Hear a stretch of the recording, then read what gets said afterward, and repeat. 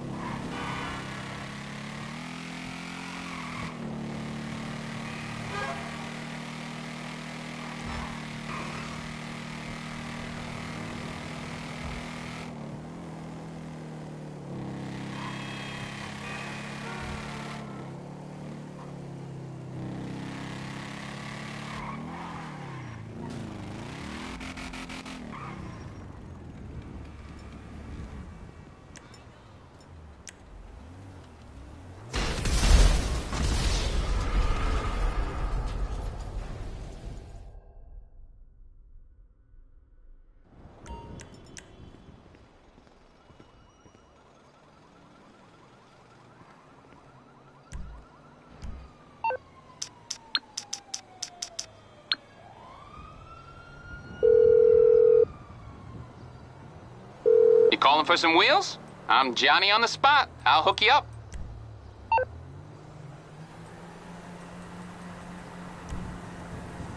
I'll bring it to you.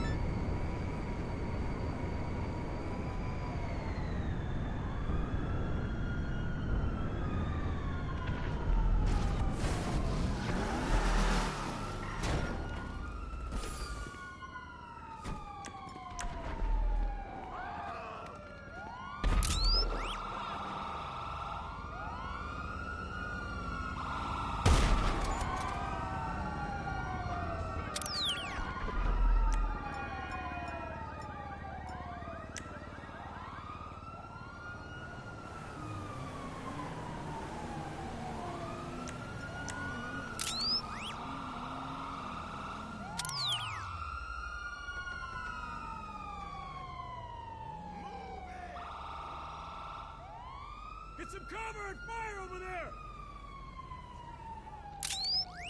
He's got a gun! You're done! Fuck! You lame ass! I need some cover!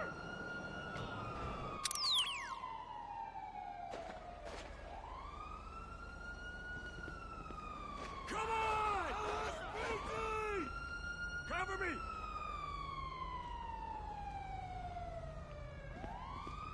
You creep!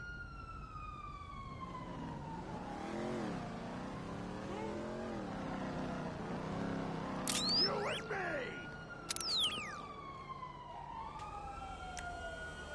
Where's my cover?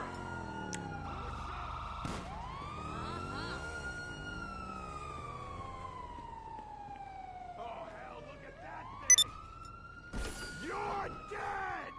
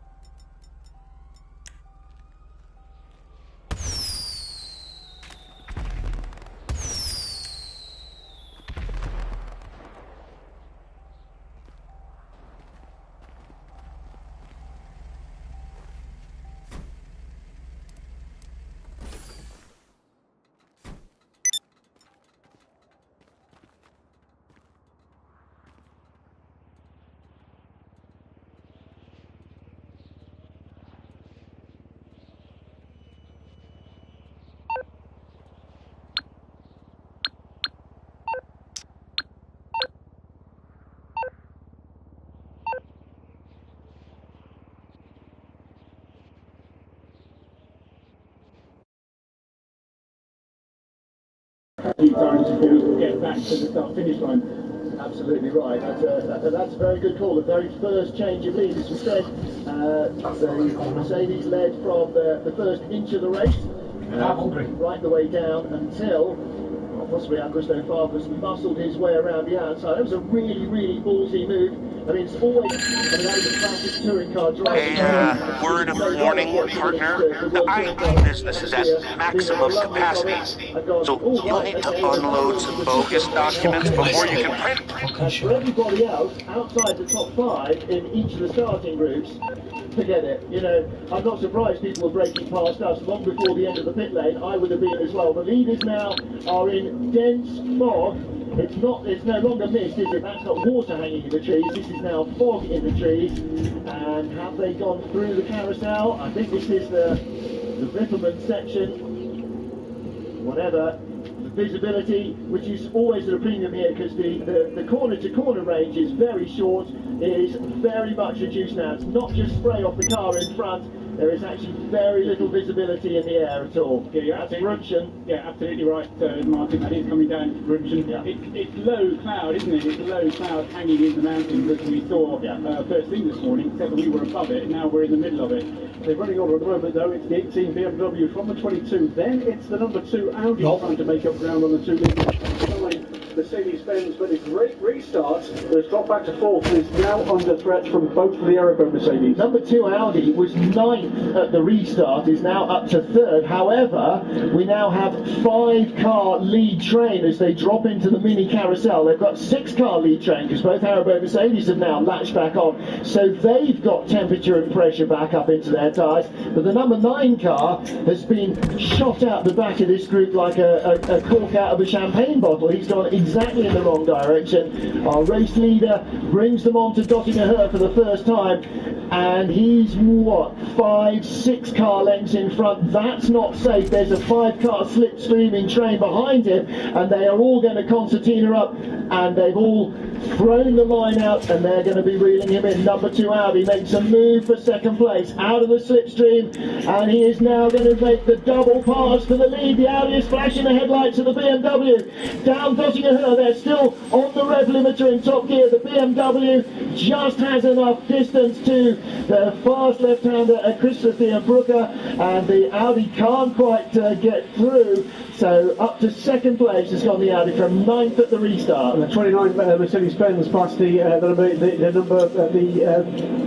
sorry, what we've not seen is going to change the leader again. It's the 22 car ahead now, not the 18. Oh, you're right, absolutely. The BMWs have changed places out in the mist somewhere. So that must have happened between Brunchen and the mini carousel, because we didn't see that. And in fact, we now have the number 22 BMW. So we have got your change of lead, Paul. It's just a different leader. 22 to 29, and then across the line in 4th place is the number 18 BMW that led most of that lap, ahead of the number 8 and the number 88 Haribo Mercedes. Number 4 BMW Mercedes with Ben Schneider has moved up to 7th, because number 9 is down to 9th place, and the number 2 Audi being passed by the Mercedes on the run down to the Dunlop hairpin, but he's gone too wide. Can he hold it? I'm not sure about that. I think the Audi has got a bit of a run, and the leaders are catching one of the tail enders. Is that 155? Has gone off again. 115 rather, has gone off in avoidance. Saw something coming in the mirrors and went off on the exit of the second element of the Schumacher S, and a change for second place. Yes, that BMW was just out of the pit lane. He'd come down the pits, and I thought, oh, he's going a bit faster than 60 kilometres an hour as he came down the pit lane. He'd come out of the pits and was just getting ready for to get back, but then got rather monstered by all those leading GT3 cars, the SB9 class cars coming up behind him. So in second place is the dark grey and lime green Mercedes, and the number 2 Audi shuffled back down to 3rd position. And second, we're getting our timing glitch, I'm afraid. It's going to be confusing for a wee while yet. No, because there's the BMW that leads the race. The BMW still in front, the Mercedes in second. So it is the Rowe Racing BMW.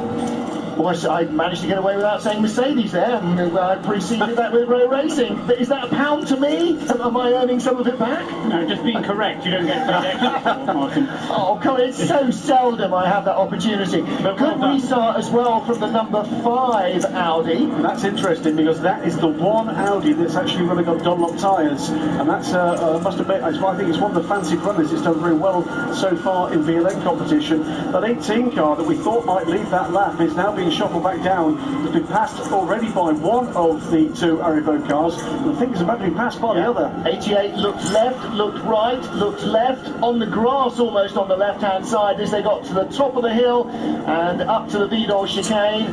Oh, he did have wheels on the grass on the climb up towards the Vidal chicane on the driver's left. That was, well, not big Australian balls, which is what Daniel Ricciardo claimed helped him to pole position, but it was certainly a fair degree of cojones there. So we still have our BMW leading the field. The Rowe Racing BMW starting to ease away. So what happened to the number 9 Mercedes that led most of... well, that led the first part of the race? Why did it not have any speed at the restart? And suddenly what happened to the car that led the entire lap and then almost made it across the line as the leader, but didn't lead on to Dottingham and is now dropped down to 5th place? What's going on with these cars? in effect, Martin, the number 9 car was some 15 seconds slower on the lap. Now, what I didn't manage to work out was exactly where on the lap, which of the 5 sector times that we have coming up here, which of those particular sectors was the biggest loser for it. But it usually with something like that, it's just the driver not doing a party, mate. Many risks, not pushing it as hard. Yeah. Because there is no point. I mean, whilst this is great and it's exciting and it's good to see door handle to door handle racing, there should be on every driver's steering wheel a big tape with no risk written on it. Don't be stupid. Because you know, when you're doing that kind of going onto the grass, overtaking moves, it is just so close and you're so inches from disaster sometimes, and you know, you can't afford to do that. It's a 24-hour race. Well, maybe then we should be, instead of wondering what happened to the number 9 Mercedes driver, wondering what happened to everybody else, because there have been some fairly substantial risks taken. I mean, you know, it's the Nürburgring, it's gloomy, and it's very wet, so risk is a given, but the attempt by the number 2 Audi, for instance, to pass the lead down into the first corner on the Grand Prix circuit, saw him go, you know, squirrely locked up on the white lines on the outside and very nearly not make it all the way around. We've seen, you know, a couple of cars entering into the pit lane, we've seen one car go off, we've just seen a spin for the number 35 Nissan, so that seemed to be fairly harmless, but we've also got what appear to be regular pit callers, or perhaps the first of our regular pit callers. A poor timing screen still hasn't adjusted itself. It's still an SP3T car that is shown as the leader. So I have noticed that, and I know that doesn't actually help what I'm trying to do here, because whilst the screens are showing wrong, all of my data is working on the same screens, and so I'm getting some very confused. I'm getting some very odd things coming to show up now, but we'll battle through it. The guys at Vega Timing will sort it out, I'm convinced.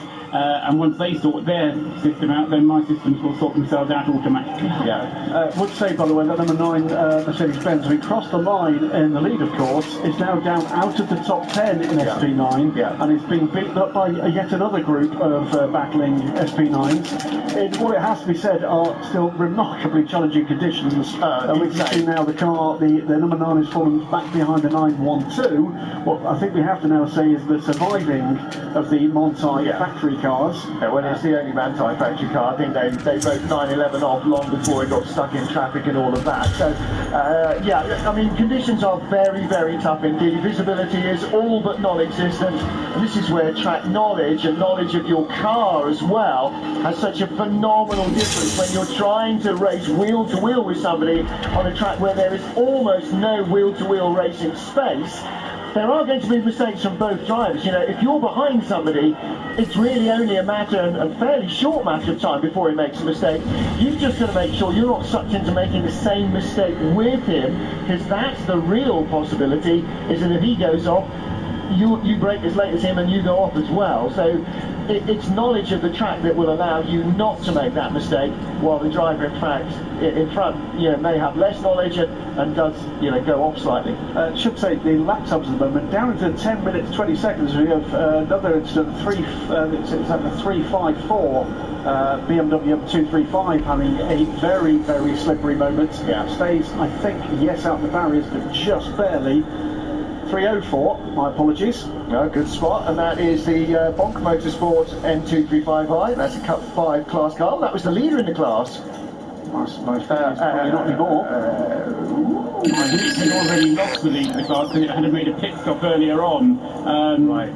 But it did make it back to the pits in the end, and so that's another pit stop to that car. So we just got a quick shot of that car down into 93rd position, and stationary and pit lane as the team attend to it. But 10 minutes 22 is about the kind of pace for the quickest of these SP9 cars at the moment. That's broadly, Paul, the kind of pace at 10:21 we saw in the worst of the weather in the qualifying session. In the night qualifying session, as opposed to the top 30 qualifying session. Yeah, absolutely right.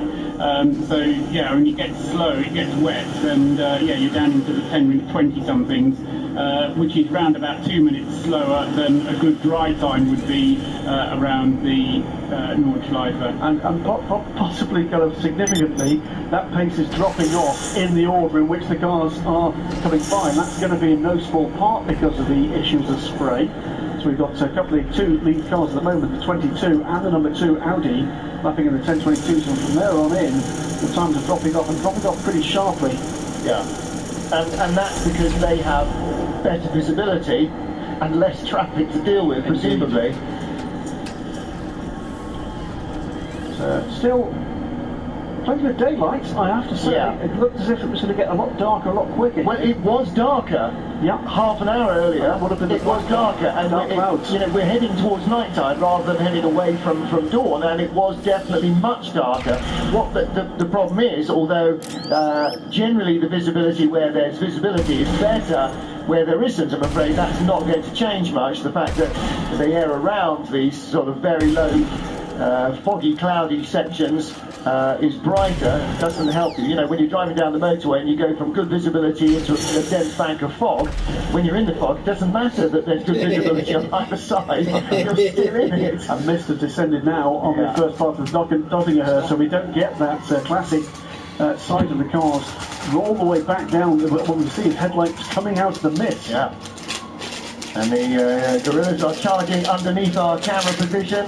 It's still BMW, Mercedes. Those two are pulling away, though, from what is now a Singleton car in third place. It should be the Audi. It should be the number 2 car. Number 2 Audi. And again, you know, a car that looked like it was going to take the lead last lap is now the better part of 6 or 7 seconds behind. A very close battle for the lead. And cars would do well to avoid the curbs, even on the Grand Prix circuit, Graham, because the leader nearly got out there. Yeah, the final curve of the lap, and very nearly lost control. Gathered it back up again. Just about. 22 BMW is now shown as leader on our timing screen. Squirrels under braking down into the first corner. There's even less grip there than he had allowed for. 29 Mercedes is in second. The number 8 Mercedes is now shown as in third, ahead of the number 88 car, which is some way behind it. Number 2 Audi has dropped back down to fifth. That was the car that was trying to take the lead a lap ago. The number 4 Mercedes is back down to 6th position, ahead of the number 5 Audi and the number 30 Mercedes, Paul. The timing screen is correct. Yes. And it's not going to be correct for long, because what it's going to show is the SP4 cars are going to overtake it again. And the reason they're going to do that is that they have 5 minutes credit on the start, because they started 5 minutes after the race leaders did. So what's happened is, because the safety cars squashed them all up together, it effectively has given the lower class cars that started in the second starting group an artificial advantage. So what we're actually seeing is the way that the official scoring adjusted time should be. It will eventually wrap itself out because the SB9 cars are going inevitably faster. But we will see this alternation of the times for a little while yet. Number 3 or 4 BMW that we saw having that off and coming into the pit lane has got a separated left front shoulder blades.